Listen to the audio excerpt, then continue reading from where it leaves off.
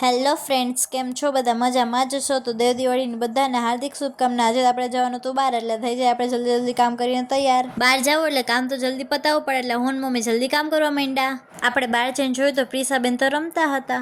હવે બધું કામ થઈ ગયું એટલે હવે આપણે થઈ જઈએ તૈયાર. અહીં મમ્મીએ પણ તૈયાર થવાનું ચાલુ કરી દીધું હતું. બહાર જવું એટલે સ્કિન કેર માટે તો થોડુંક લગાવવું જ પડે, એટલે આપણે પણ એ લગાવીને થઈ ગયા તૈયાર. ભાઈને પણ આપણા જોડે બહાર આવવાનું હતું, એટલે એ પણ થતું હતું તૈયાર. ફાઇનલી આપણે થઈ ગયા હતા તૈયાર, એટલે હવે આપણે જઈએ છીએ લોકેશન ઉપર. તો આજનું આપણું લોકેશન હતું લીલાખાનું, કેમ કે ત્યાં જ્યાં હતા તુલસી હતો, આપણે ત્યાં પહોંચી ગયા હતા શૂટ કરવા માટે. અડધું શૂટ થઈ ગયું હતું એટલે પછી આપણે વહી ગયા ફાધર ડેમે.